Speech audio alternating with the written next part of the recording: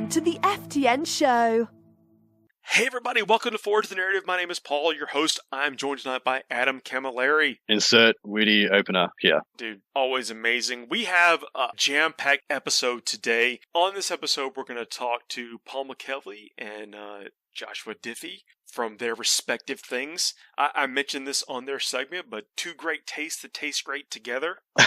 Yeah, they're like the strawberries and cream of 40k and tournament organization. We're going to go with that, but we're going to let them talk about it on their spot. Then we'll come back. We're actually going to talk about orcs. We're going to talk about harlequins.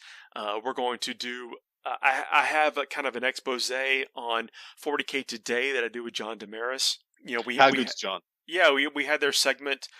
We debuted it, or at least on our feed, on last week's episode. We're going to talk to John on this episode, and then you and I are going to come back and talk about some hobby stuff. So it's going to be a great show. It's going to be outrageous. But yeah, this seems like a big one. There is a lot going on. It's going to be cool. Hold tight. It's going to be a great show. But look, as everyone knows, if you've been following me on Twitter and Instagram and listening to the last show, I've been building Meganobs. And that's kind of the thing is like, what is the best combination for Meganobs? And I think between us talking about it and listening and watching other people's success, I believe that the best combo for Meganobs is 6 Meganobs with kill saws and 4 with power claws and rockets. What has informed that decision? Like, what are you backing that? What are you backing that choice up with here? I think kill saws get a lot of attacks and they do a lot of damage, and that rockets are the middle of the road point cost. So the flamers are, I think, 17 points apiece or something like that.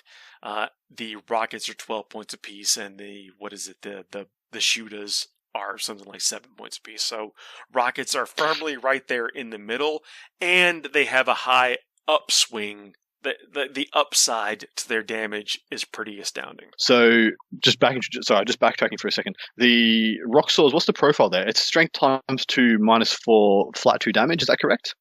For the kill saws? Yeah, for the kill swords. Yes. I said rock swords. Yep. Same. Yeah. You think of Gene Stealers for a second, but yes, I feel you. I feel you. I feel like it's a very similar proposition between the two of them. Well, this is similar. It's the same profile, isn't it? Strength times 2 -4 flat 2 damage for rock swords and for kill saws. The kill saws have a damage 2. The power claws, which that mean 4 of them in the unit have power claws, are D3 damage. So you've got the kill saws are also neg 4 AP. So the power claws is neg 3 AP. You don't need the neg 4 often, but when attacking with this weapon, you must subtract 1 from the hit roll. No problems. I mean, that's anytime you have times 2 strength, you're looking at that. If a model is equivalent to 2 kill saws, add 1 to its attack characteristic. So you're adding. They've already got 3 attacks apiece. You go up to 4 attacks on a weapon skill 3+. You got a banner. You're close by. You're getting 2+. You know, it just seems like you're getting a lot of upside from kill saws, and that's why I think more of them is better than a bunch of power claws and shooters. Well, exactly right. How much more value are you going to get? So, how much value does a shooter on a Meganob actually add? It doesn't really add that much. With BS5, you're getting much more now look. Yeah, exactly. The orcs, they benefit from most of the time you see a BS5. Like with the orcs, they get 3 times as many shots. So it's like every single shot is going to hit. So you're only paying the points for 1 hit out of that. So I think it is a little advantageous to not necessarily factor into the BS5 because you get so many extra shots. The shooter is assault too, but I think in this situation, the kill saws with the neg 4 AP with the flat damage 2, you want more of them than you want anything else. Absolutely agree. And it's a melee unit. Meganobs are a melee powerhouse unit. Don't try and trick them out with shooting weapons. I feel like there are better options for that. You got tank busters, you got looters, you got shock attack guns, you got even just shooters on boys is a better investment than I think paying extra points to trick out a Meganob when you can just make it punch better. Well, with a Meganob, a Meganob with, if you go with the Power Claw and a rocket launcher, you're looking at 45 points. That means every Meganob that you have is equivalent of like 5 boys you don't have to paint. That's actually a really good way of looking at it, to be honest. Actually, yeah, that's very true. That's very, very true. Yeah, that is you pay the boys tax when you want to play orcs. Do you have 100 of them? Maybe double that. Okay, you have a well-rounded orc army now. Yeah, no, you need a lot of boys. I mean, and that's cool. Like, it's actually like one of the neat themey things about it. But with like that hobby wall. Like, what am I hitting it with these boys? And I did. I hit it like with the boys, and I had to, like, last year or 2 years ago, I had to make the call. Like, do I push forward with a bunch of orc boys, or do I start painting space marines? Like, what's the deal here? Yeah, it's a big commitment one way or another. And it's just an orc army just lives and dies by your ability to paint green. Even meganobs, like, well, so you look at a meganob, yeah, and the focal point still is that green face on the meganob model. Yeah, no, it is. We'll talk about that in the finishing move segment about how I've I think overcome that hurdle. But yeah, I just haven't painted them green. Everything is sprue. He's only painted the metallics. Everything else is sprue grey. That's how he's overcome it. You could like contrast paint and washes. Yeah, okay, that's the secret. That's the secret of every finishing moves. That's not true, but so you have to hold tight for that. But no, I've actually not stuck on the head of the Meganob torso, and I've used sprue to super glue the head onto the sprue so I can paint it separately than the body. And believe it or not, there are actually not a ton of good Meganob tutorials out there. So I've able to distill the Meganob painting tutorials into something that I think is going to be interesting at the last part of our show. Good idea. I think that's a great idea, to be honest. Like, it's we'll see, and especially with how deep set those Meganob heads are. Well, especially on the new kit as well. In the old kit, I think they're quite a bit easy to get to. But who likes painting like that much metal or resin anyway? Well, the new kit has a really cool kit. Like, I mean, I don't remember exactly when it came out, like 2015, so like 5 years ago or whatever. And so it's fairly modern, and then it's all plastic, which is great. And then it's got that big like armor around the jaw. Mm-hmm. So I've left the heads off. There is some orc skin that's visible on the model, even with the head off. Yep. But I think if you get, like, what is, like, our boy Peachy from GWSA, phases and bases. Like, if you get the face right, you get the base right, you've got an amazing looking model. But so we're going to put a lot of effort into the rest of the model itself. But I left the heads off, and so to get that real definition in the skin tone and the variation in the face, because some of them have some mechanized parts. I think it's going to look good. I think so too. I think you've made some wise choices there. We shall see. I was quite interested with the Meganob kit when the new one went to the old one. So have you got a new and an old Meganob? I don't. The old Meganob is metal. Yeah, I was about to say, because there doesn't seem a huge amount of variance in the actual sculpt, does there? Oh, well, like, I mean, I think they're like 10 to 15% bigger. Profile, you're exactly right. They're a little bit bigger, but the benefit of this kit, or the plastic kit, is that the arms, they terminate in nubs. So they have these like tab A and a slot A kind of thing. That's the way that they work. So you don't actually have to magnetize this kit. You can functionally build them to have a lot of options in the plastic kit. Like, I have inserted 0 magnets into this, and I can freely transition between kill saws and power claws and combi weapons at my leisure. Now, the only thing I have to commit to, like officially commit to, is the type of combi weapon that I build. That's it. Everything else is pretty much modular. It's amazing. I like it. That's one of my definitions of, like, what's a good kit and what's not. Is how many magnets do I have to labor into, into creating, and you don't with this kit. I do like how more intuitive GW is making a lot of their kits, especially when it comes to magnetization. So I know the best example of that is the Titanicus models, which actually apparently have. I don't know this definitively. They actually have slots where you can put magnets in your they do. Warlord Titan. 100% true. As I said, not only do they have magnet slots, they tell you that this is the magnet type you should use for this. Like, it's amazing. And I will say, actually, within the scope of you just saying that, I drilled out a barrel hole in my Combi rocket. Like, we're leveling up hobby-wise within the scope of this show. That's how we roll. Look, experiment on orcs, because you can't go wrong. Because you could always just put a little bit of rust or, a hazard stripe or a. Just like, he's just supposed to have 3 arms. What? You don't think orc? You don't think some orc got like the fungus gene with the 3rd arm? Like, what are you talking about? Of course it does. That's it. It's 3 arm Bob. Leave him alone. My only complaint to the Mega Knobs is they only come 3 to a kit. And I don't know how much they cost over there, but over here, I think it's over $100 for those 3. Oh wow! Yeah, it's rough. Let me just double check that. Sam, I'm not lying. Mega Knobs, James Workshop. So point. But yeah, we cop the rough end of $98 dues, Australian dollar dues to be precise. Yeah, it's three to a kit, but you do get a lot of value in that because I think that if you don't glue the arms on, and you don't have to. I mean, that's the greatest thing. You don't have to. You get some flexibility. Now you do have to kind of commit to the combi weapon if you do, but you can almost freely transition between the kill saws and power claw versus combi weapon. And I went with the rockets because look, if you're rolling 5s and 6s, you're really gonna wish you hit with the rockets anyway. Yeah. And this is actually I labored over. This is the kind of stuff I labor over. Is that do I want the flamer on the knobs? And orcs already kill horde stuff really easily. I should say really easily. It's like you have all the tools you need to kill hordes. All the anti-horde you'll ever need is right at your fingertips. In any basic army you make, you're already going to be building in most of the anti-infantry and anti-horde you'll probably ever need. So you've got X amount of attacks, or you've got X amount of shots, or whatever. It just all adds up to you can take on hordes pretty effectively. Exactly. I've never found an orc army to be like, wow, I wish I could just stomp these termagants harder. Gosh, it's just not a thing for them. Yeah.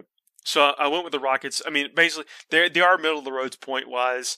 But I think that the orcs just no matter how you spec them, they're always going to be good at killing anything T3 or below. Yeah, I just don't see them struggling. No matter what build you decide to go on or what path you choose to take, I feel like unless you just take things like I'm going to take these 3 units of tank busters, 3 death dreads, and some other silly choice. Unless you're just building something really obscure. If you're just taking boys, like 3 units of 30 orc boys is most of the anti-infantry you're probably ever going to need. Yeah. I agree with you on that. So that's the way I went as well. Like kill saws, there's so many ways to buff the knobs with either rerolls or +1s or whatever. Yeah, and plus attacks and plus the hit, and there's just layers and layers and layers for orcs, which I like. I think it's very good. Yeah, I think it's a good kit. I've enjoyed putting them together, actually. Anytime you kind of discover the fact that you don't need to because magnetization is its own hassle. Yeah, here's a funny question for you. When can you pinpoint the spot where G-Dub's sculpts went from this kind of wonky positioning, like as they were with some of the old metal and resin kits, when you're building, you're like, this shouldn't work. There should be an easier way to do this, to really intuitive and this kind of these amazing kits that we have now. Because you crack open, I don't know how people feel about their kits, but I've got some old fantasy models here, some old Ogre Kingdoms fantasy models. I crack open that kit, and there's there's his one side of the whole frame, and it's just got arms on it, and it's just like it's a huge frame with just a couple of arms on it. And then you have ridiculous stuff like what I remember as the first one where I noticed this was the Tempestus Scion kit, and you crack that open, and it's like literally the entire frame is pieces of models. Yeah, it's just back to back to wall, non-stop, everything. There's actually like a leap of consciousness between 4th and 5th edition. Yeah, yeah. I think so. that's where the point of difference occurred. Like if you look at the Sanguinary Guard sprue, which is amazing, but there's still all this open space on it. Like same with the 4th edition, 5th edition type, like Tac Marine sprue. Like when you leap to that, like when you realize they can, when you finally realize, or when they realize they can drag and drop sculpts into a sprue with a CAD or whatever. Like, it's amazing times. And that's where these Mega Knobs is that there's the kits have no free space on them. Like there's parts everywhere. There's parts that you're never going to use. Like me, I'm an economist when it comes to painting. It's like, I'm not going to put this bit on this model because that means I have to paint it. I only reserve that for my grandest of models. Like I remember I was painting. I've got over 200 painted Cadian infantry, and I have some of the Enviro Hazard Cadians, the Forge World upgrade kits, and I have some veteran head, all the Forge World upgraded guys, and those guys get everything. Those guys get bayonets on their las guns. They get grenades. They get water canisters. They get all sorts of crazy stuff on them. But every other dude, literally, here is your paper mache armor and your flashlight. Go off, son. Fight for the Emperor. That's very fair. Look, I'm not getting rid of any single one of these sprues. Like I'm carefully preserving all of the various bits that are on this thing. But like everything that you add on is something else you got to paint, kind of thing. But this orc Meganob sprue has all the goods on it. Yeah, I suppose there was so there's not that many kits at the moment where you'd have to buy many of the same kit in order to build a unit of your choosing. I know one of them. I said the Scion kit before. So where the Scion kit's a little bit different is it's got one of each special weapon, and that being from flamer to plasma gun. So they got melters and Well, the Sergeant has like 5 or 6 different. Exactly. I was about to say. You can build of the 4 guys in your so the 5 guys in that box, you can build each one of them in a myriad of different ways. But if you wanted to build a unit that has 4 plasma guns in it, you're going to need 4 boxes of 5 guys. But then at the same time, you could build a unit of 10 guys with 4 plasma guns, and then a unit of 10 guys with 4 hotshot volley guns. Out of those, you've got enough hotshot volley guns to do whichever one you want. So the next guys are covered. Yeah, that's something I actually like. I like more options rather than specialized stuff. But I do kind of miss the old days of the bits.com where you just, and GW would sell bits and you just log on and be like, need this conversion, GW send me the bits and you're good to go. I do miss those days a bit. Yeah, I agree. But I think that we're in kind of it's not the Renaissance, but it's just an awakened period of neat plastic bits. And that's what, I mean, as someone who didn't build a bunch of Meganobs before this time period, like it is good. Like, and when you discover, like, oh crap, I don't have to do this. I don't have to struggle with this. Like this is something that's like you can't even tell that I didn't put glue on this power claw. Like it just slots on there, and you would never slots on. You would ever know. That is really cool. Yeah, it's awesome. So I think this is for an orc general. Like this, it's nice that you have that option because this is one of the armies that, like, once you paint 200 orcs, you don't necessarily want to revisit that over and over again. I don't think, but we'll see. I've enjoyed this. I've enjoyed this process. Yeah, I'm not painting any more Cadians.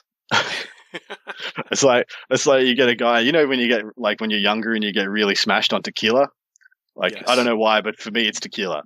And then when you're like hungover as all hell the next morning and someone mentions like drinking tequila, you're just like, oh, you regress and you're a turtle back in your shell and like, I don't want to live in a world with tequila in it anymore. It just brings pain. But yeah, that's how I feel about when someone's like, oh, do you feel like you need any more Cadians? Like, no, I do not. No, I do not. I expect Orcs Boys is a similar one. Yeah, I think once you hit the 120 Orc Boys, that you're like, you know what? Everything is just like vanity preference at this point. I don't ever want to need anymore. Exactly. I just want to want. And how funny is it? Remember last edition, the green horde, the green tide, or whatever it was, the formation for orcs, where you had 100 orc boys, all mobbed up into one unit. That used to be a big army. No, that used to be like, oh wow, it was a very strong army as well. People used to be like, oh. The Orc Boys figures that I have is off of that concept. Yeah. I mean, it set people up for 8th edition so well. Yeah. Because that's literally a battalion now. You got your 3 units of 30 Orc Boys. There's what was the Green Tide. That's your 10 boys shy of the Green Tide of yesteryear. Is there something to, maybe that's a discussion point for another day, but is there something to G-Dub making armies bigger? I mean, certainly armies are undeniably more well-rounded. Like, they actually look like armies again. It's not just, here's your 5 Riptides and the support stuff for your 5 Riptides. Here's your 10 Paladins of 5th edition. That is your entire army. 10 Paladins, Drago, sick, you're done. No, I mean, there's something about, look, if you can make an army and lock in, like, okay, like Necrons, my 50 Necron warriors, my 120 Orc Boys, my 120, 200 Hormigants or whatever. Like that's strong. If you can always build around that, that's not a bad idea. Yeah, I suppose that's another topic as well. When you start an army, like what's the core units you want to build a collection around?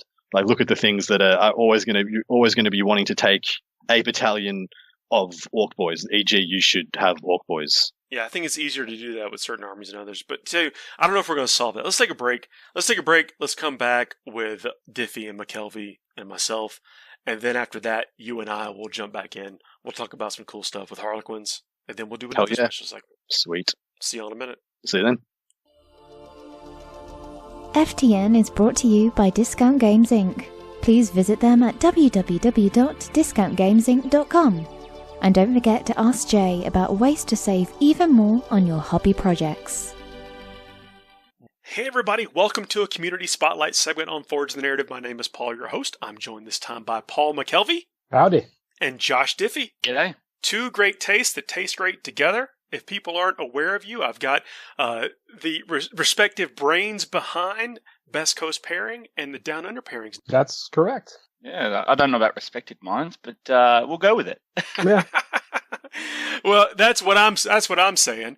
Definitely familiar with both you guys. You guys have been on the show in the past, but never together. So I thought it'd be cool to get y'all on, since we just heard on 40k Today and maybe some other properties about the joining forces between the two pairing systems. So tell me, what does that mean? What can we expect? How does this benefit the users? Because I see this as just overwhelmingly positive, and I would like to hear it from you guys. Basically, it came down to we just got a chance to have a conversation with each other and realized that there was odds and ends that we could do on either side to make, instead of working against each other, work together and make a tool that is not only the best tool for 40k, but for everyone in the gaming community, and just keep cranking out really cool, neat features that are unique and make the experience better for everybody and easier and more in depth. And it's a lot of cool stuff going on. Yeah, it was an interesting call when it all came about, because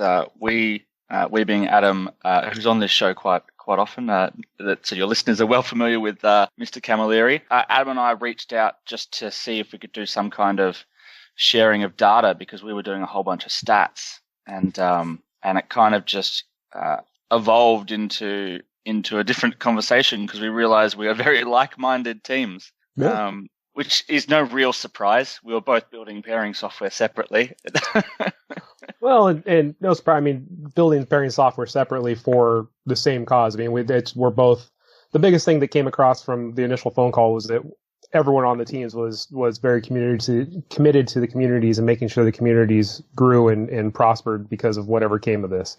So that was. I think that we're in the similar mindset in that aspect too. Is that we love the tournament scene. We love playing 40k and just want to make it better. That's what it seemed like to me. So I guess, I mean, they're great things about the individual pairing systems as it stands right now.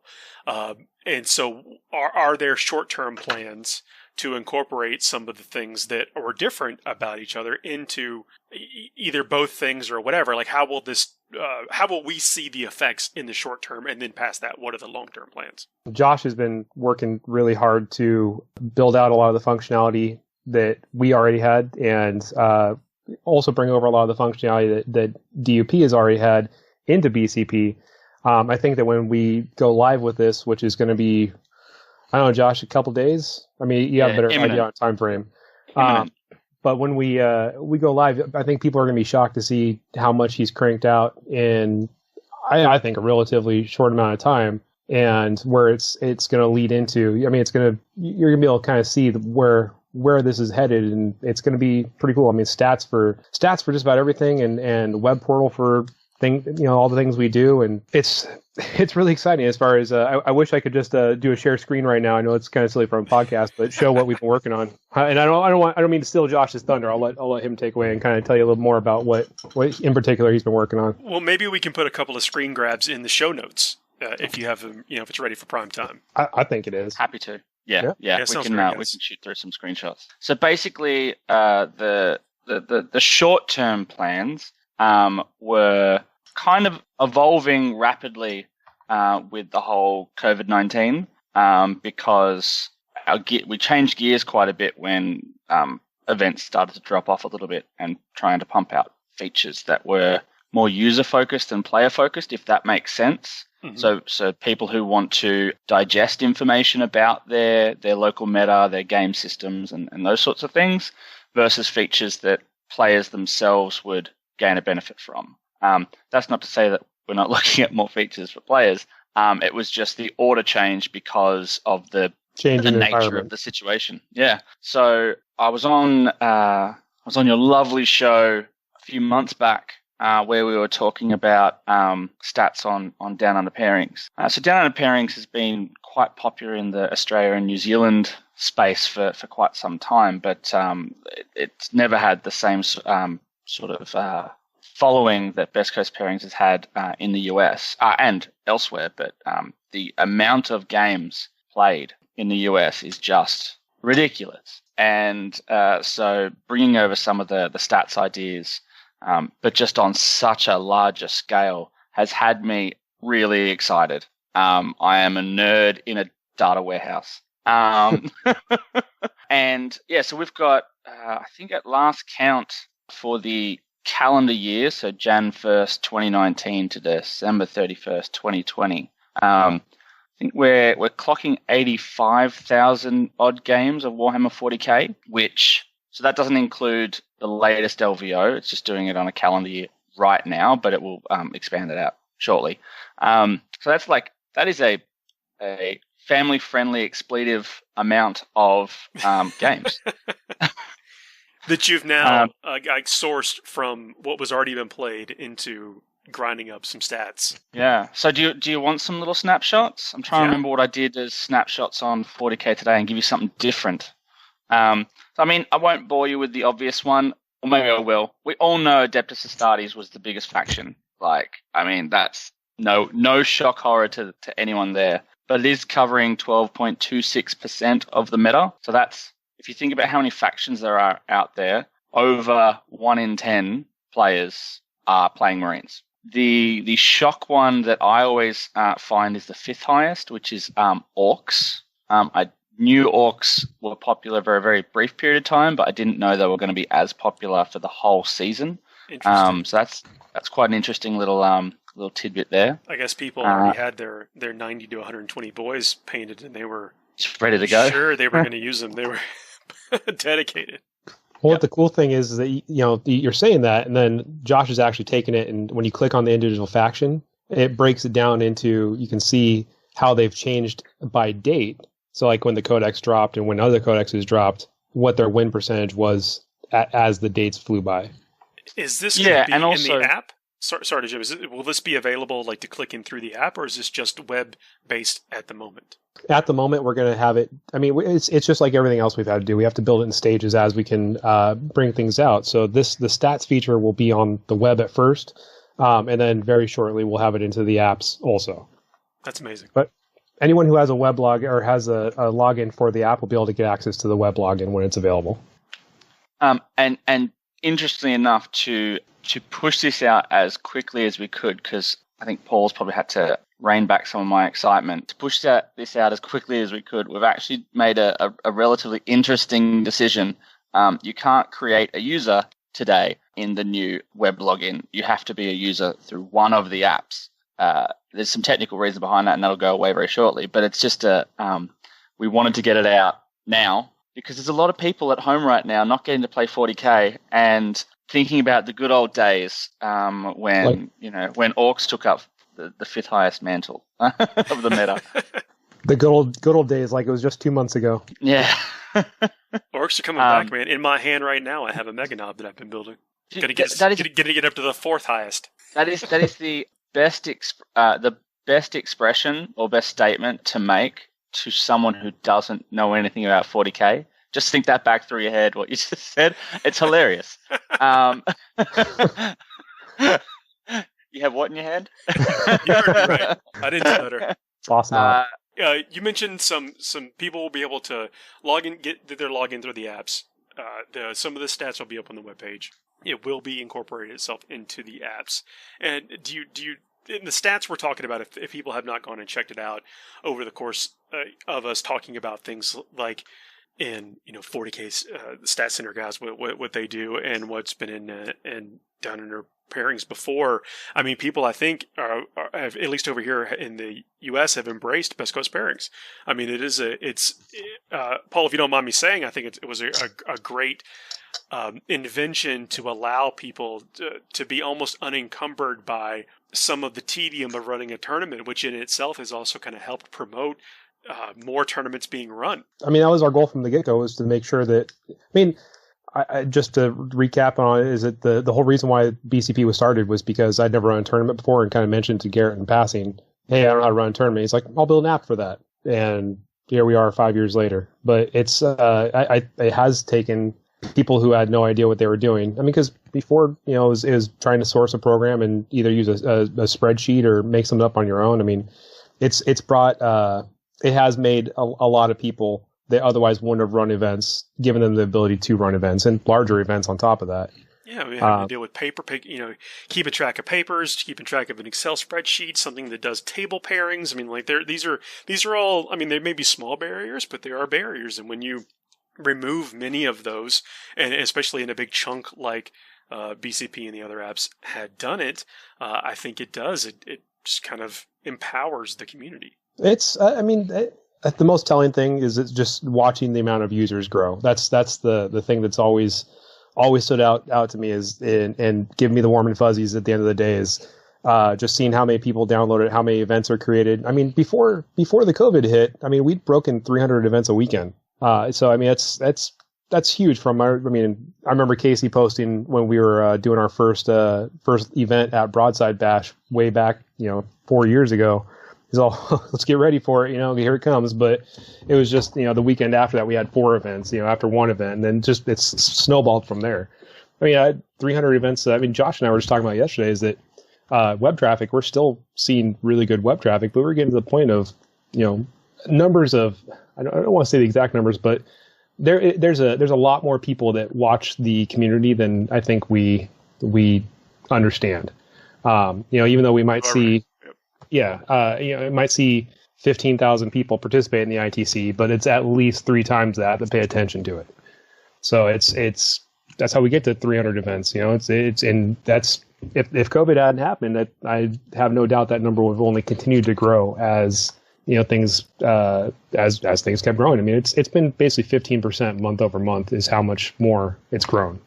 So I get really excited when I think about, it's almost like looking for the silver lining, right? COVID gave us this chance to bring the DUP guys on and figure out what we were going to do with the systems. And then we were Casey and I were actually at Gamma the week that, stuff hit the fan, so to speak. And Josh had cranked out a ton of stuff already in one direction, working on building events and things like that. So we could show it at Gamma. For those who don't know, I should probably back up. Gamma is it's the trade show for the game industry. And so we had, we were showing off what we had and stuff like that. And then being able to show off what we had coming with the web. And then suddenly hard pivot to no, okay, so the stuff that we wanted to do, we're going to do that now. But that's why I get kind of excited when I start talking about it. And I know Josh is excited because it's things that we've wanted to do as the BCP team for a long time and just haven't had the bandwidth to do. And being able to bring Josh and Adam over, we have so much more manpower to do the things that we wanted to do and see the things created that we want to have created. And it's the community, when they get their hands on this, is going to go bananas. I think you're right. Yeah, this is going to give a lot more tangible things for people to sink their teeth into and to kind of live this in between the events. I mean, even if it's the week or in between a codex release or when they're trying to plan out their next army, there's all kind of things that this factors into that fantasy. And you guys were coming at it. I mean, granted, yes, with some similarities of this is a system in which you can organize and produce a tournament, whether that be a 10-person tournament or a 1,000-man tournament.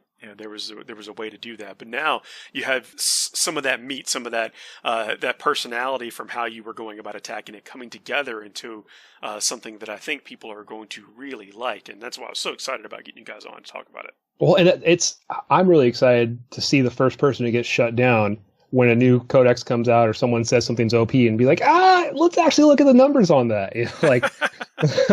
This is actually what's going on, not what you feel like is going on.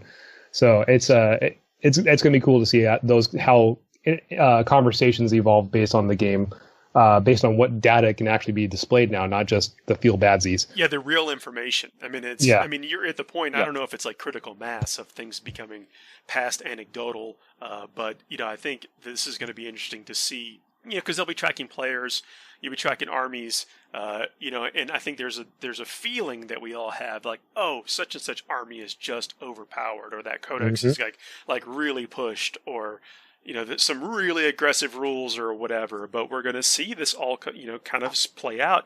What players are doing what armies are doing what, and then how it all mingles together over a course of past just an anecdotal sample size of things.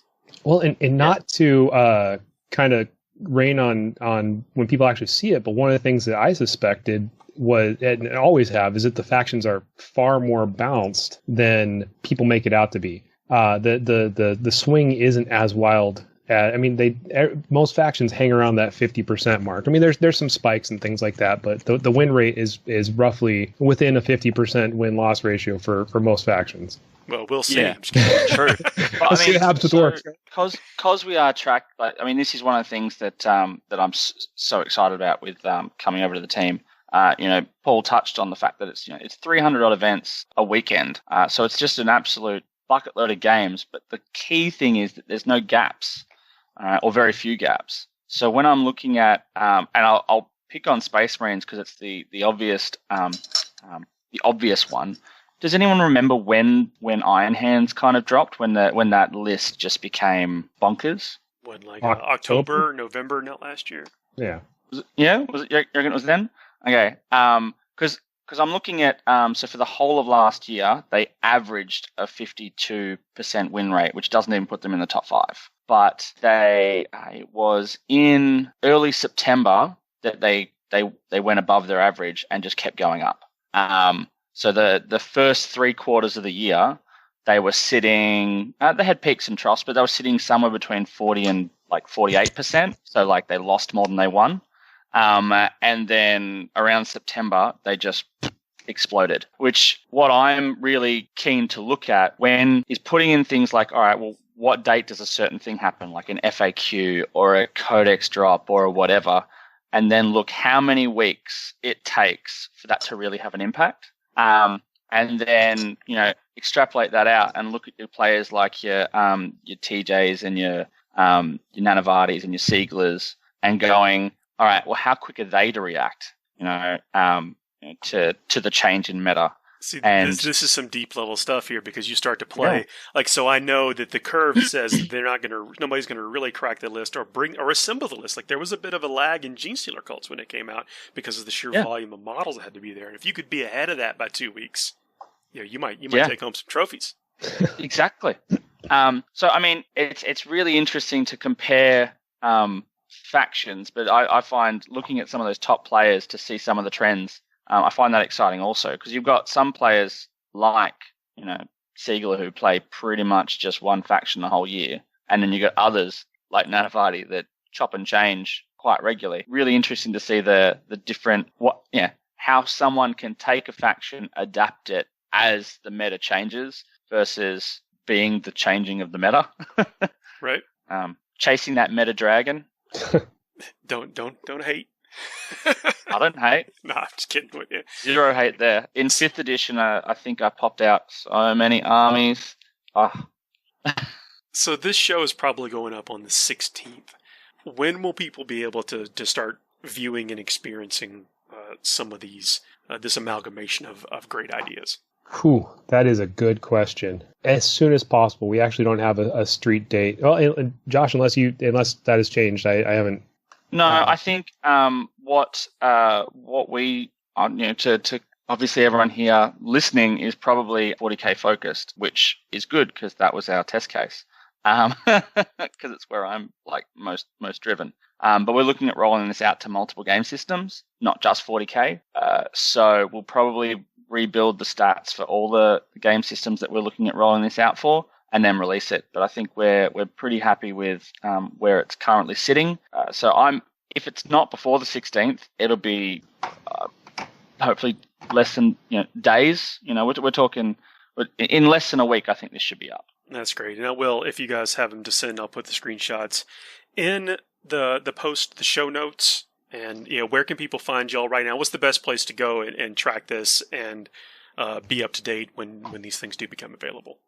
Best thing to do would be to join our Facebook page.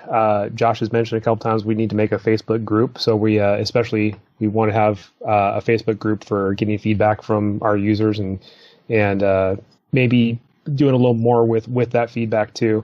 But definitely follow our Facebook page and look for announcements on that. And that's going to be where we'll announce formally that it's going to be up. All right, guys. I will put whatever links I've got at the time of release up in there, up in the notes, like I mentioned, so people can follow along. I think there's great things coming. I appreciate y'all taking the time today. And is it okay if we touch base in the future, especially as some of these things start to go live? Oh yeah, 100%. Always. Let's do it, guys. We'll see y'all. All right, man. Good talking with you. Ciao.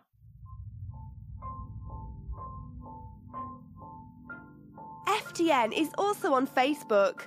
Please like us at www.facebook.com/Forge the Narrative.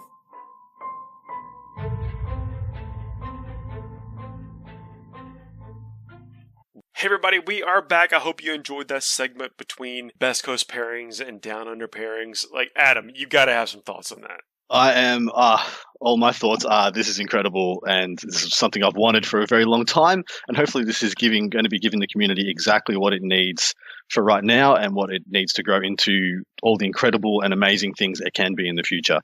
So I am stupendously stoked. Yeah, I think it's just, the sky's the limit. Yeah, I think Best Coast Pairings was just an incredible lift to the community and to folks that needed that a little bit of assistance to be empowered to get out there and start tournaments. And then I think that everything that you guys were doing with Down Under Pairings is just almost like a supercharge, like the nitro shot in a race car to propel even further. Exactly right. I think the combining of resources, especially with the community that is as small as ours, but that has the potential to grow exponentially, I think combining resources just makes all the sense in the world. Inevitably, like, things of this nature sometimes burn out, sometimes people lose interest, or the community moves on to bigger and better things and things get neglected. But by combining resources and coming together and making something that can fit the needs as we grow, and on top of that, just be stupidly exciting and amazing. And some of the stuff, I've got a lot of access to a lot of the background stuff, and I'm seeing what's being developed, and it's really exciting, guys. Hopefully everybody should get pumped about it. What this game needs is those two nerds developing what they do, and then us two nerds talking about it. Man, that's exactly right. That is a perfect world. That's all. It's all coming together, man. It's going to be great. Segue time. Harlequins. Harlequins. We did an episode. Me and you pretty much did a whole episode on Harlequins a couple of months ago, didn't we? Saying about how they were the kind of the neglected stepchild, and somehow, sometimes we feel like Yunari's taking a bit of their thunder, but they're this amazing painter's wet dream of an army that is fun and flexible, and the models are incredible, and they deserve a lot more love. And they've finally got their Psychic Awakening release, or previewed at least. There have been some leaks out there, but we're not going to talk about that. The stuff that G-Dub has put out there is pretty exciting, man. Yeah, so the Harlequins, it's a finesse army, so where you kind of have to have everything line up, or at least build your list. I think this is one of those, the Harlequins are one of those to where you do have to have a lot of effort in the list building phase of the game to make it work for you. I don't think there may be more finesse armies. There may be more finesse-based armies out there, but I can't really think of one. This is a hard mode. Look, it used to be. It may not be a super hard mode, playing a hard mode army now. Has his pinky up on his pistol. Like, I don't know how do you get more finesse than that? It's right. Yeah, that is actually true. I'm looking at it right now. Wow, I've never noticed that before. That's fantastic. So one of the interesting things about this is that the rules play into that aspect of the whole play thing. They are doing a performance of the battle. Like, anytime a Harlequin troop is there, like, the whole reason they're a troop is that they are performing the ritual, the play of the fall of the Aldari race, right? Like, so there's this, and now we've got this whole concept being introduced of the pivotal role, like the principal players in this play. And now it's going to allow you to customize your army even more. So you don't have to take the baseline stats of what it is in the rulebook. You get to, like, I'm going to enhance this faction or this function one or the other based on whatever pivotal roles that I pick. And and then in the true style, like what we have the ability to do is you can what we see with the stratagems is that you can pay a few command points, which is a precious commodity, a premium with the Harlequins, because the troops and stuff are so expensive point wise that you can keep your baseline ability and then purchase an enhancement on that, or you can just sub out to this other thing, whatever you think is the best for you. And so it seems like they've been given bonuses akin to tank aces or the Exarch powers for Craftwork Eldar. Where that's a strong comparison. But I suppose it's not so much the Exarch powers, because the Exarchs don't actually start with any powers. You're not replacing them with anything. But I suppose it could be more akin to the Tau specialist weapons or whatever. But in like Guard, you exchange your Warlord trait for a tank ace. In this one, you're exchanging. Let's say you're a lieutenant, you would be exchanging your reroll one's aura to wound with another thing. You'd be removing that and adding something else instead. Now, and that creates a lot of interesting interactions because I don't feel like it as itself is a thing that could be overpowered, because you're giving up something. There is an exchange happening here.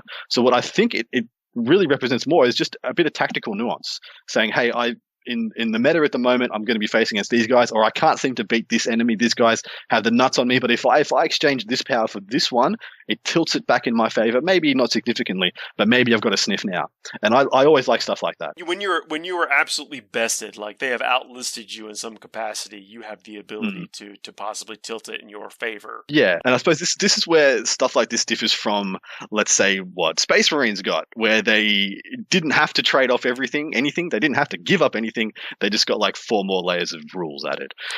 But us lowly mortals don't get to get those things. And yeah, like I play Guard and I play Admech and all those other things, and it doesn't look like we're going to be getting. No one else in the game has been given the swathe of new rules that Space Marines have gotten. But I really, really like what they've done here. And some of these are very relevant. Like there's no sticking your nose up at this stuff. Like these buffs are legit. No, but still, it's subtle. Like you're still operating with around a toughness 3 frame. I mean, that's one of the most interesting things is you still have to play the game. This stuff is powerful. Like it's actually, in my opinion, really powerful. But you still have to play the game. I'm just going to jump to one of the stratagems that they've shown us here. They just got to jump.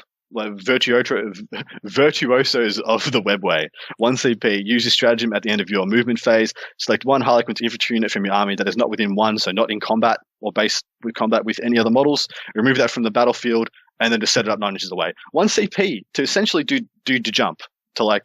So there's a bunch of other stratagems that would work well when you incorporate this, things like auto advancing 6 inches and the double move from Twilight Pathways. So in a lot of ways, Harlequins don't let you force everything into your opponent's face in one turn. Generally not in turn 1. Turn 2 you can do it. You pinch hit up 6 to 9 inches turn 1. Then turn 2 you'll be all over them with your move advances and charges.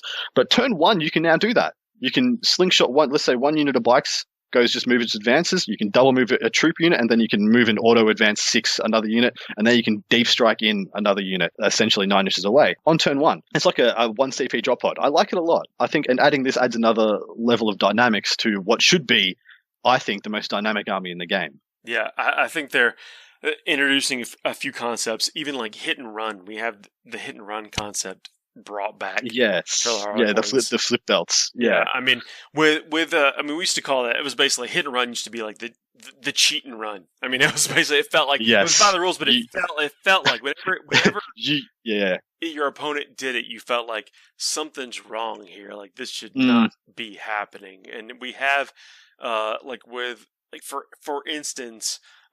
With the Harlequin jet bikes, you're able to get in their attack, and when you can consolidate, you can effectively get out of range of your opponent to strike back at you. So you have some to be able to operate with impunity, and that's not something that a lot of armies even get the option to pretend to do. Yeah. And I think this is going to be very exciting for Harlequins.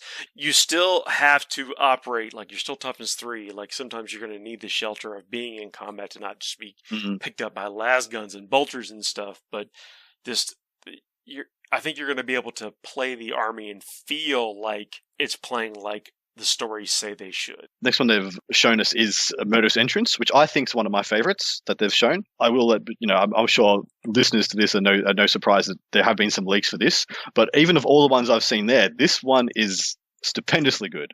This is Murderous Entrance, 2 CP. Use a stratagem in the fight phase. The first time a Harlequin's unit from your army is selected to fight that phase, until the end of that phase, if that unit made a charge move this turn, add 1 to the damage characteristic of melee weapons and that unit is equipped with. So, wow. Yeah. Yeah, it's huge, man. I think I'm not sure if it's the Starglaves or the Star Bowlers that the bikes are equipped, the Skywers are equipped with, but I think they're D3 damages or they're flat 2.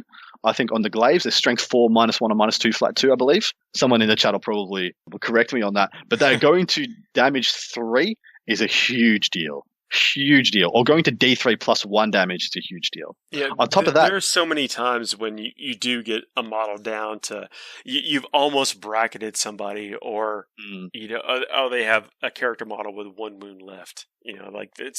Yes. It's massive. On top of that, so there's a lot of ways to make Harlequin troops really, really, really killy. So like 5 attacks each on 10 guys. So 50 attacks that are all going to be quality, whether you've got the kisses or the caresses or the embraces.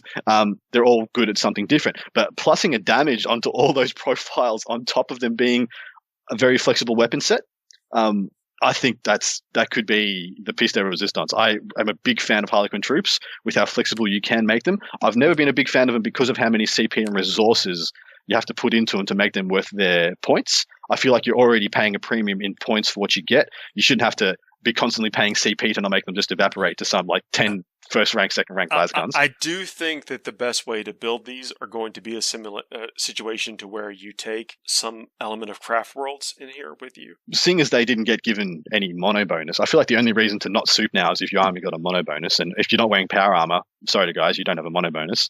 But actually, holy crap, that is true because Sister's got a mono bonus. Well, diddly darn, Adam. That was a good one. Fair enough. But I think that adding in some warlock powers and this kind of stuff, it's going to be just really super strong. And if I can talk about the pivotal role, I mean, we talked about them earlier, but the troop master with the access to this thing called Darkness's Bite.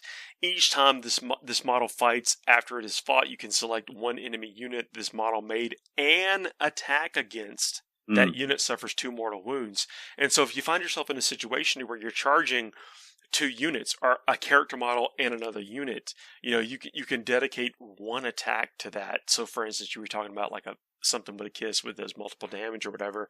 It's like, oh, and by the way, BT dubs take 2 mortal wounds. for the privilege. Like I'm envisioning a scenario here. Let's say you have a character and you smite that character down to 2 wounds left, and he's supporting another unit. You charge the other unit, you get within a 1 inch of this guy, and you put 1 attack into him. That model's dead. Already dead. Yeah, you don't care what the result of that is. The dice are meaningless. You just get to do 2 mortal wounds to him. One enemy this model made an attack against. You don't even need to hit with the attack. Just saying, I'm declaring an attack at that guy. He just takes 2 mortal wounds.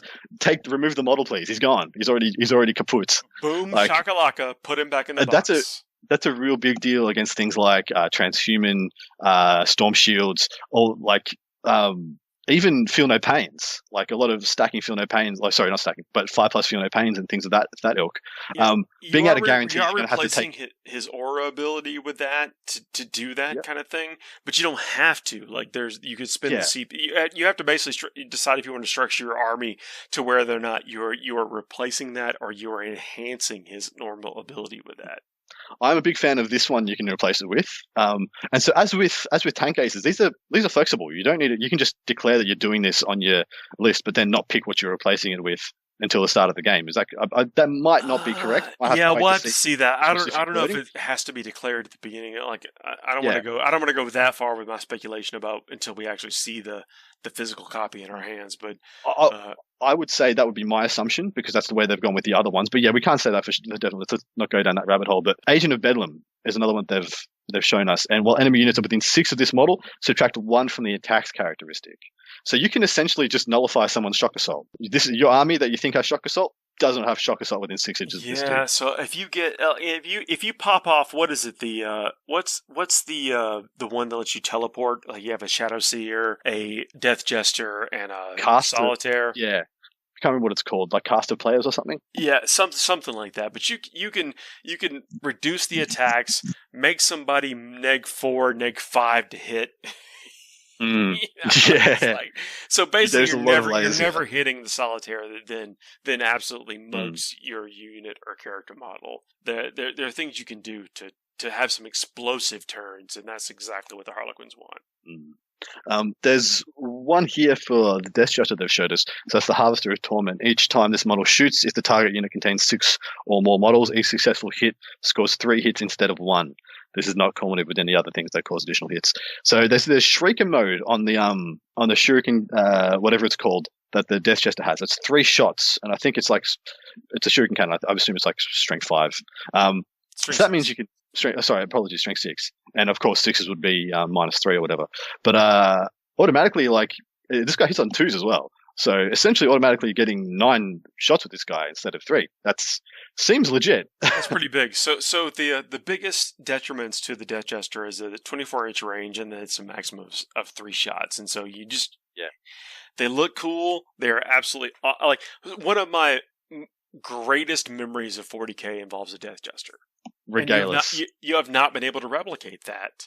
I mean, I'm talking about going back to 1991, 92 with Death Jester kind of thing. Like, it just does. You haven't been able to replicate that. This gets you closer to that. So that's what they've missed. They've missed range enhancements and number of shots, and this adjustment, this supplement to their rules addresses both of those things. I just got to the bottom of this one, and they've shown us a Death Jester's a relic, essentially. A Death Jester's, it's called Kegarak's Lament. Yep. And one of the profiles is the Shuriken, range 36, so you're getting plus 12-inch range, assault 3, strength 6, -3, 1 damage. So that can be 9 hits at that range, and then before selecting targets, this is the abilities, select one of the profiles above, of course, to make attack switch. Each time a model is slain by an attack made with the whale profile of this weapon, which is the first profile of this weapon. Assault 1 but becomes Assault 3 because of the extra shots. Yes, exactly. Yeah. The unit suffers D3 mortal wounds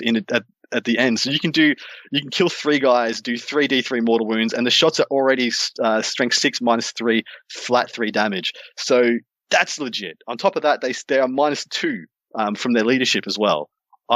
That's a complete package right there, as far as I can tell.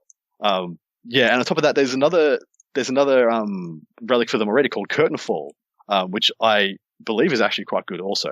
I'll need to double check what that is, but you could have 2 Death Jesters with 2 amazing relic sniper rifles. The difference being this one can't target characters. I think that's what Curtain Fall must be able to do, because I can remember that makes the sniper Death Jester, and it makes him pretty terrifying, unless it's one of the special rules on his profile. No, I think you're right. There is a way to make the sniper Death Jester a lot more deadly, like a lot more actually fearsome. I will apologize if I've gotten a couple of the Harlequins rules wrong. They're not something. They're like, and I feel like this is it's not exclusive to Harlequins, but this happens to Harlequins more than it should. And I've just told you that I'm a proponent of this, but a lot of people know a lot of misc facts about Harlequins, but when you talk, there's only like a handful of people who you can walk up to and be like, tell me all the Harlequin special rules and they'll be able to reel them off. You know what I mean? I feel like it's not a quiet taste. It's more like they have a lot of fringe stuff, a lot of things that are like, what, that'd be cool if it just worked out exactly right. And like, there are a few players out there that can really rattle them off, and those players are going to think they're going to be exceptionally dangerous after this supplement goes into full effect. But I mean, heck, I hope to add my name to that list. I mean, this is what is needed to, I think, make the Harlequins an actual force, and it's pretty cool that it's happening. I think this is what they needed to make Harlequins. You want to take a Harlequins primary, or at least like a 50-50 Harlequins army, if not more. Because before then, you'd be like, okay, I can take my selection of 3 good characters and then maybe a unit of bikes. And that was pretty much the extent. You wanted the fattest unit of bikes you could possibly get. Yeah. And then you'd pump that bike with all your strats, which would be funded by you taking Cabal or Blackheart stuff or or Craftword Eldar stuff, and you'd fund and you'd buff the absolute bejesus out of that bike unit, and it'd be deadly and dangerous and flying around all over the place. But I think there is a legitimate case that you can make Harlequin troops a legit fearsome threat, both in combat and in shooting with things like the fusion pistols that I believe have gone down in points. But I'm just coming back to that analogy I had before about, like, I know for a fact I have a bunch of Eldari players in my meta, and if I walked up to them and asked them any rule about Craftworld Eldar or Dark Eldar, Drukhari, they'd be able to reel them off ad nauseum. But if I was to do the same thing about, like, some obscure stratagem for Harlequins, they wouldn't have a clue. And I apologize to the Harlequin players out there. Hopefully that's something I'll change in the future as well. No, I know we talked about this, but as far as like things that give -1 to hits, you got to think that the Craftworld Eldar have been wrecking people with a two CP stratagem that makes one unit -1 to hit. So if you get anywhere, if you ever see a discount to that gives somebody -1 to hit, and they get to stack it with other things that give them -1 to hits, like, wake up and, like, understand that's powerful. It is, yeah. I mean, it's not as good as it used to be, but it's still one of the best defensive things you can have going for you in the game. It's only not as good as it used to be against Marines who get exactly rerolls, right? But you're not always going to be playing Marines. Like, you already know what you're up against when you're playing Marines, but there are lots of other factions out there.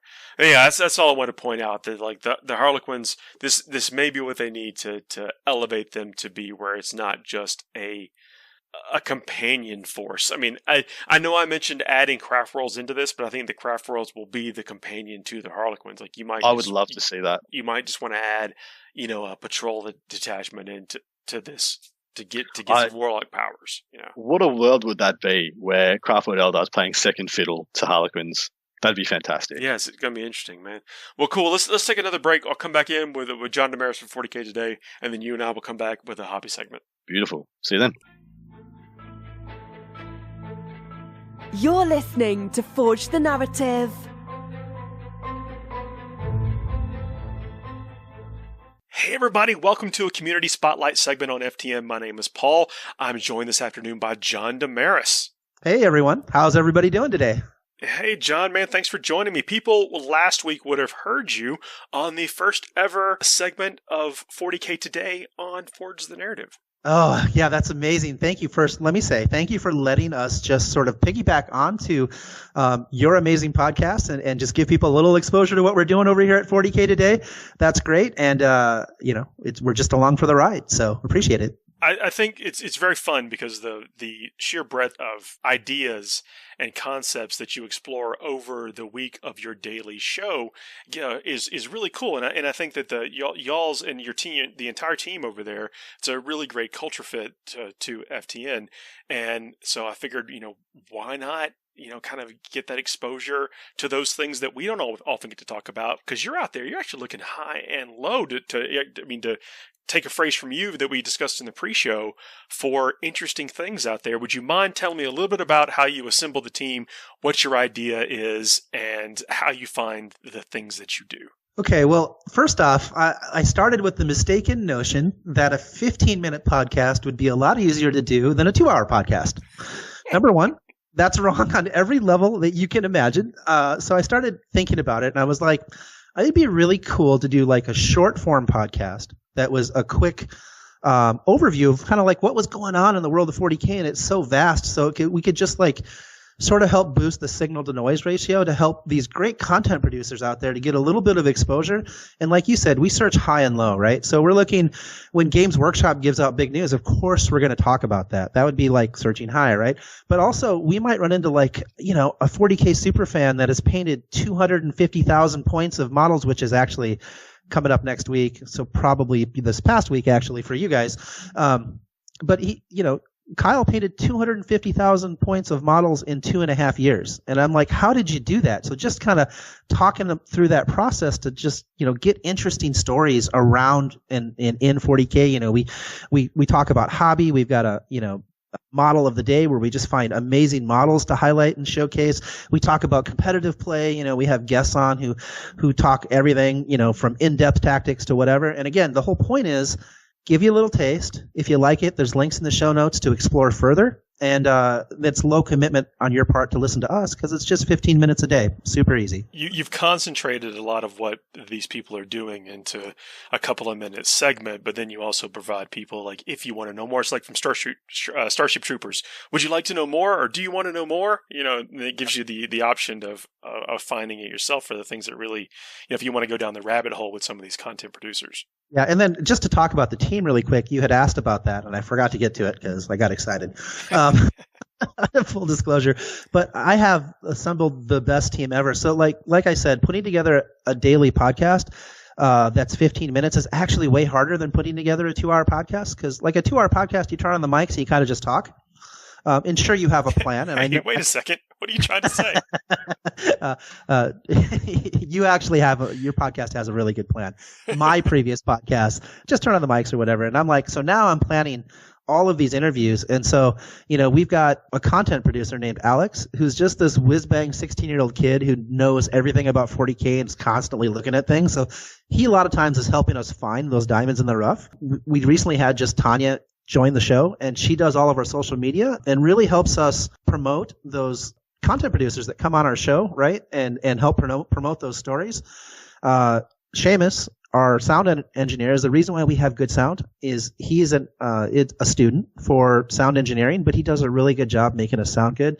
And last, the show doesn't work at all without Steve Joel, who is the primary host. And full disclosure, when I first started the show, I was like talking to Steve about it because, we'd become friends, and I'm like, hey, I need your advice. And he's like constantly giving me tons and tons of advice. Well, you could do this and you could do this. And a lot of the format is sort of his baby. And so I'm like, you know what? You should be doing this with me because you have all the knowledge and the know-how. So if you notice, we have kind of a radio feel. Mm-hmm. And that's because Steve is a legitimate radio host in a very large market in New Zealand. And so he just knows what he's doing, right? So it's a great team. I feel very blessed to be a part of it. And it's super fun. So man, that's cool. Yeah, it sounds like you got people that have the know-how and also the commitment and the drive for the 40K stuff. And yeah, that's pretty neat, man. No, it's just fun to hear about. I know that. I mean, you mentioned so you mentioned some of the what you get from people. The super fan this and that and whatever. And you cover news, and you also cover people that are out there doing things like interesting battle reports, interesting styles of things. I mean, but it's not just that. You get to know a little bit about under the hood talks of these people and why they do their things. Has there been some interesting things you didn't expect to know so far or find out so far? So like one of the segments that we really like doing is Women in Warhammer. And the reason why we do that is because, I'm not saying anything people don't know, but our hobby is largely male dominated. And what a lot of the women are telling me is it's becoming more and more welcoming. And so we're trying to boost that noise a little bit, that signal, so that people, so that we sort of tip the scales a little bit in a little way that we can. But it's been really fun to listen to their stories about how they got into Warhammer, right? Because I'm genuinely curious because, I know how, and I know this is a generalization, so please don't take me to task on this. But most of us had got into it because we were, impressionable boys, and it's just cool stuff, man, right? Like we're just like, oh yeah, I want the Space Marine monsters, thing. You got lasers, yep. Yeah, and what I found, it's really interesting. A lot of the women that I've got in, they're just as excited about that kind of thing, right? That's not what I'm saying at all. But they get into the hobby and they're a little bit pushed away by the fact that it's very male dominated. But the thing that like gets them over the hump is like a love for the lore. So like one of them we talked to, they started a whole series of podcasts and vidcasts doing book reviews, right? And they do like a genuine book club. I think it's every 2 weeks on YouTube where they just talk. And they just geek out about what's going on in the lore, right? And that got them over the hump. And then we talked to another one who played they were a journalist in video games, and they played Space Marine, right? And then one of them made the comment like, hey, StarCraft called, they'd like their IP back. Which is hilarious when you think about it, because Games Workshop actually predates StarCraft. Yeah, so, that wouldn't exist if... So we had a good laugh because they were laughing about it too, right? So, StarCraft is so old though that now, I mean, there's people that weren't even born that are gaming now when it first came out, and they don't know that, Right? Yeah, they have no idea that there was this little company that made toy soldiers for people, and that was sort of the basis of StarCraft, or at least part of it, right? So. Yeah, indeed. Yeah, absolutely. With you mentioned geeking out and being able to talk, like that is the best. That's one of the hardest things to do. And if people listen to us on last week's episode, we did this whole thing on Star Wars. That was kind of neat. You didn't know this, but when your lead in on the show that we inserted also referenced May the 4th, and that's we probably spent 30 minutes talking about Star Wars, and yeah, we can take the deep dives into nerddom. That's part of what my show does every now and then. Yeah, it's a great part of the show, right? Because honestly, none of us nerds are like we do one thing. Yeah, right? Like we all have a wide breadth, right? So we have many mistresses, whether it be D&D or Star Wars or Star Trek or both. I'm both, by the way. Nobody needs to judge. That kind of thing. Judged. Did you? I'm kidding. No, you're fine. You're fine.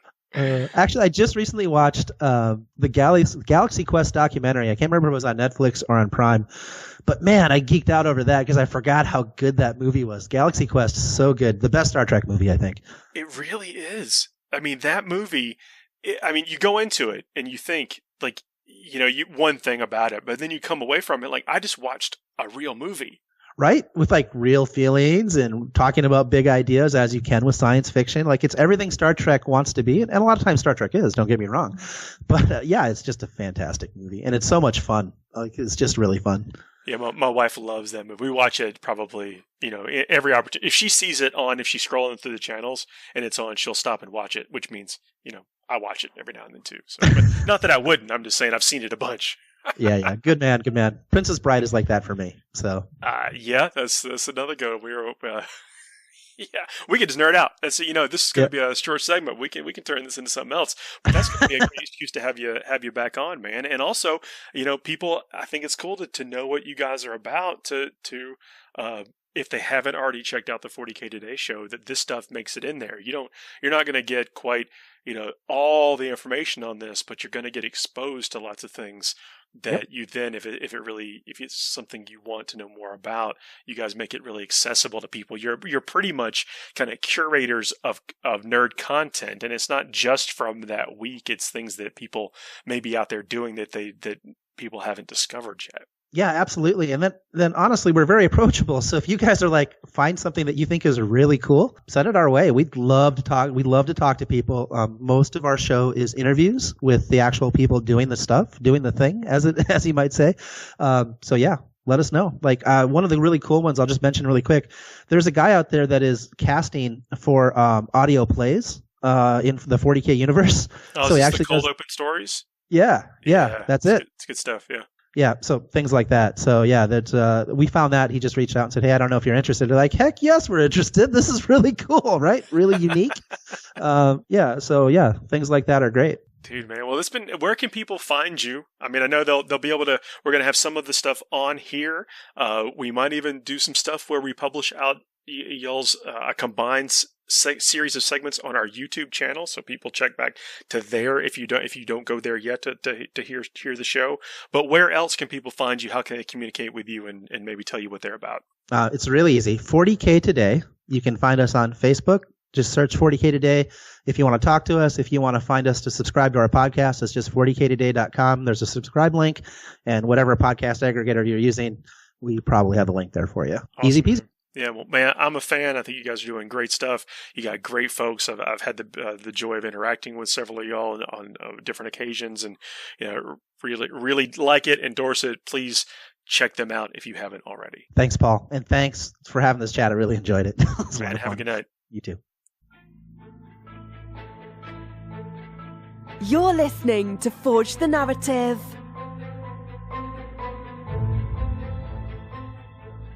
Thanks, everybody, for hanging in here with us. John, talking about 40K Today, we are going to introduce a couple of 40K Today segments over the course of, a couple shows a month or whatever. And I hope you guys appreciate it, man. I really believe in what they're doing. I think they're bringing an highlight of a lot of good things that's going on out there. And I think it's pretty cool. Agreed. And John is, he's just hit the scene in a big way, such a trailblazer of the community now. And I think he's just doing great work, and his heart's in the right place. Yeah, absolutely awesome. So let's talk about the hobby segment. So I've seen this in other things, but I left the heads off of my Mega Knobs and glued them with super glue 2 bits of the sprue that I cut off. Yeah, so you just cut long lengths of the sprue, an inch or two, so you got something to hold on to when you paint it. Yes, and so they could actually brandish them in their power claws to look even more intimidating as they're holding their own heads. Their whole own heads. Only orcs would be able to get away with that because they believe they're still alive, so therefore they are. But with the Meganoms, I find that subassembly of things is sometimes like I get about, I don't know, maybe a third of the way into my painting of things that I've done as subassembly, and I'm like, this is too fiddly, and I'm dropping bits, and I hate life. I had to go out and purposely buy I think it's a tackle box with all these little compartments in it. It's just I just went to a DIY store, and there's a fold up plastic container with tons of little bits and compartments in it, and only then could I start to comprehend building subassemblies, because I tried it before and was just like, why do I have 13 torsos and 11 heads? Oh, Jesus. I'm going to have to look in the vacuum cleaner to see if that's it. No, I've literally lost a Gretchen. It's around here somewhere. I mean, I've tried to find him and he's gone. But that's a different story. But with anything building with subassembly, I often find that, it's great in theory, but yet my actual application of it ends up, I don't know that it saves me any time. And that could just be me. Like you all have to find whatever you need to make the result come out like you want. That's fine. And I think subassemblies is cool. And the Meganoms are almost like a classic example of that. Like we mentioned earlier with the slots and the nubs or whatever, that you don't have to necessarily choose whether or not you equip them one way or the other. Like the only choice you have to make is whether or not you equip them with combi rockets or combi flamers. That's really it. Everything else is pretty optional based on the kit itself. But the head is, they've got these really powerful jaw armors that could keep you from getting to some of the details on the face. And as we know, the face is one of the primary focal points of the miniature. And so I thought that I put all these things together with plastic glue. I did not glue on the arms I didn't glue on the hands where the weapons are, because you don't have to. But and I left the heads off specifically and super glued them to pieces of sprue. You could easily do toothpicks with whatever. I find that the poster tack, like we often talk about blue tack, whether it's blue or white tack, when I'm getting in there with the dry brush, the tack doesn't hold it, and so it gets fiddly and annoying to stand there. So I thought if I glue it with super glue, I could bend them off, clip them off of the base, snap them off of whatever I glued them to, which is in this case a piece of sprue, and then glue them on easily with plastic glue to the neck once I've painted the face. Yeah, I think that makes a lot of sense. I'm not sure if you do similar to me, but I paint my models and my bases separately. Like I paint my model and then I'll break him off. Like I have a bunch of, I do that. Yeah. I call them scum bases. Yeah. They've had 20 different models painted on each base, and the models are glued on there with like a tiny bit of super glue, so I can just snap them off when they're finished. They're painted. That's it. That's exactly right. And so it's the same premise essentially. It's just this is easier to paint and makes more sense to paint it separately, especially with things like faces and heads, eye lenses on a lot of robotic models, things like some of the bigger Space Marine models, and a lot of Eldar with their. So Eldar got a lot of weird heads, like things like the Wraith Blades and Wraith Lords, Wraith Knights. Those things can be a lot easier to paint off the model, especially if you're painting the whole thing at once and you're going to have wet paint in other places, and you got this fiddly grid pattern you want to do on their skull face weirdo lens thingo. That lets their soul lens thingo see from the outside. Technical term. Lens thingo. Absolutely right. We only speak in technical terms here. Yep. Highbrow stuff. But yeah, a lot of those can be like you can save yourself a lot of headaches by having putting a little bit more effort in the assembly process. And usually I'm just kicking the crap, talking to mates or watching stuff when I'm assembling anyway. And a lot of the time, as soon as you've assembled the first one or two or something, the rest of it is just like muscle memory, especially for long-term hobbyists, which I'm sure many of the people listening are. Like, I don't need to tell you that I could probably build a rhino blindfolded. It would take me a bit longer, but I could still probably do it. But not much longer. Not much longer. Fraction longer. Yeah. But yeah, so building sub-assemblies, you're only adding like one or two processes into like a 30 process thing. It's pretty minuscule when you think about it, especially when you start prepping it ahead of time. And I know sub-assemblies are a lot more relevant with airbrushing. I don't know how much airbrushing you do, Paul, but sub-assemblies are just the way to go, especially when you've got subcomponents and so many different colors in your scheme and whatnot. Like keeping a cape off a let's say a Adeptus Custodes watch captain with his bright crimson cloak. If you're airbrushing, there is no reason to have that cloak on the dude. It's got 2 contact points, painting, stick it on. Like, yeah, it makes so much more sense. Yeah, fair enough. But it's all about time. I think that's the only time you should ever consider whether or not the subassembly is right for you is that does it actually save you time, or does it give you a better result? And I mean, and that's really is how much time did it take me to spend on this model? Do I get a better result of that? And I think it ultimately boils down to a exchange of time with whether or not you do subassemblies. And for me, I thought that, man, I'm never going to get the face that I want on this model, or I would spend a lot of time touching up the jaw armor because I'm getting in there and trying to get green on the face or fangs, whatever. Yeah, exactly right. Like, let me just leave the heads off. I feel like I've got a pretty good system here where I can super glue the head to the sprue and then snap it off and then plastic glue it back onto the model. I think that's it. You basically just got to figure out what your time to effort ratio is and how assemblies are right for you. Yeah, and what level you're painting to. I think you said that as well. Yeah, is it the result that you want? Like it's fine adding like 5 hours to your paint and your build if it's going to produce and you're going to be so much more happy with the end result. Because I think that is like I enjoy painting, but I think I get the most satisfaction out of in the moments after I like in say let's say the 5 minutes after I put the last paint stroke on it.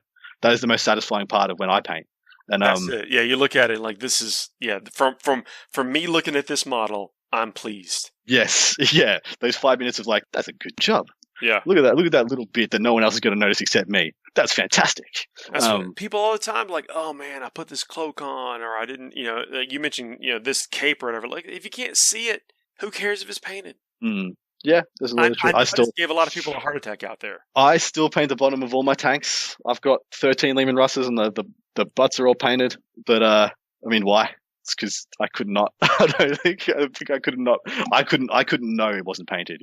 Yeah. No, if someone else. Fair enough. Yeah. Yeah. I suppose that's a horses for courses thing. No, I'm with you. But no, I mean, you never know when. Like, it's also at like angles of the model. Like, if you turn the model one way, you turn it the other way. Do you show your sins? Oh, and that just comes back to what you want out of the game. If you're just painting because you like to play, do whatever makes you happy. If you're trying to get better as a painter, find your level of time to reward. Like, how much time do you put in before it becomes nauseous and you don't enjoy it anymore? Yep. And then just pare it back until it's back to the right level for you.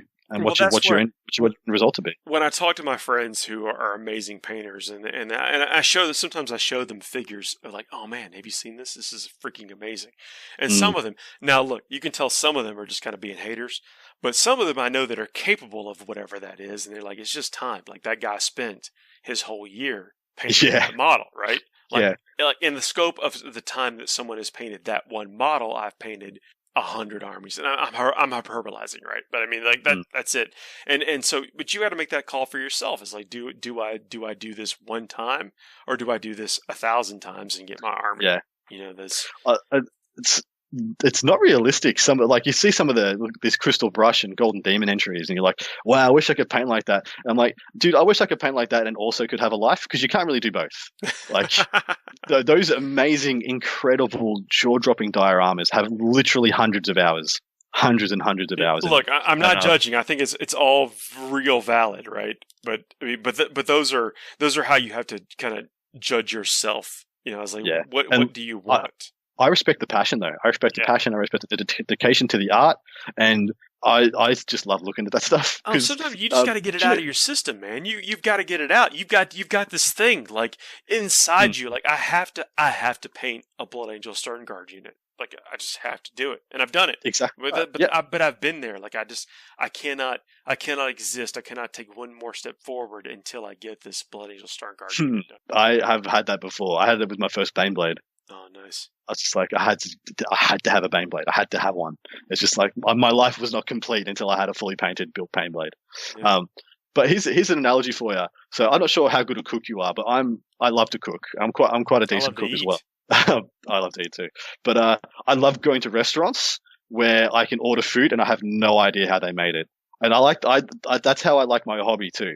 I like to look at magazines and pictures and Instagrams and just be like, I've got no idea how you did that, dude, and I love it. Yep. I can see it's like special effects in movies. Like I don't. Yeah, exactly right. Yeah. I do not need to know how the sausage is made. I just need to enjoy the sausage. Exactly right.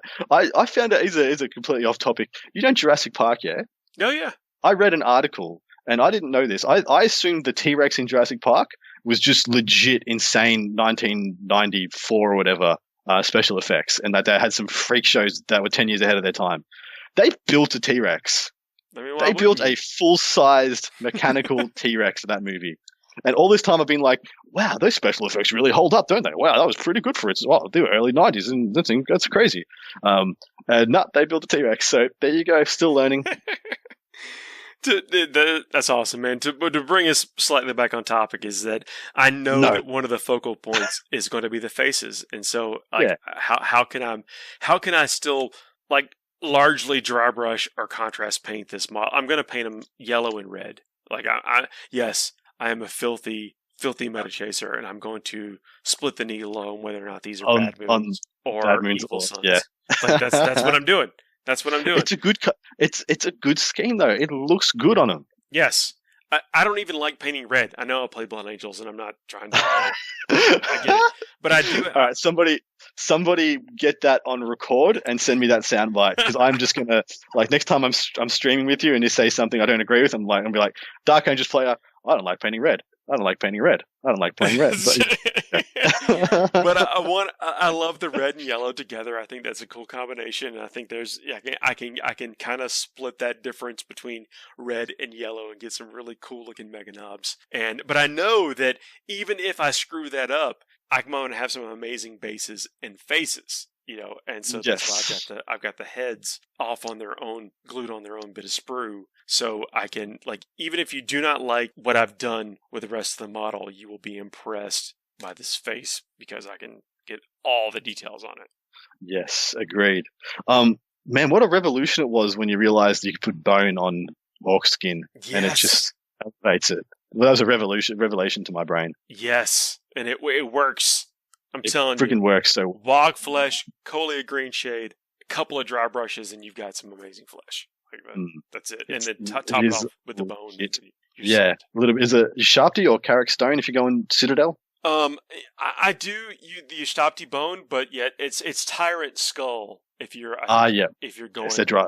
With the dry, yeah. I mean, although it's like there's like another bone or whatever, but yeah, Tyrant Skull is the dry. But I think you Sharpty bone. I think Screaming Skull's the lightest bone they've got. Maybe I'm talking out. Never mind. Don't know for sure. Shouldn't say. Well, but you're not. I don't see. We're talking about like our ham-handed eyes. We're probably not going to notice the difference between the three different bone colors that we just described. But you're not going to go wrong with that bone color on top of a green. I agree. Whatever bone color you choose. Well, Adam, man, thanks for hanging out with me, and I know that you're as excited as I am, probably even more excited about the Best Coast and Down Under pairing. I couldn't be more excited. That stuff is going to keep me full of beans for hopefully a couple of years to come with all the new and amazing things we can bring. All right, well, please like, share, and subscribe. Continue to leave us those 5-star reviews. Next week, I will read the 5-star reviews. I've got some other things to talk about next week as far as stuff. Please check out the show notes. There's some shops I want to direct you to, some other things. Hang out. You're going to enjoy it. Guys, Adam, thank you. Anytime, man. Thank you so much for having me. Have a good one.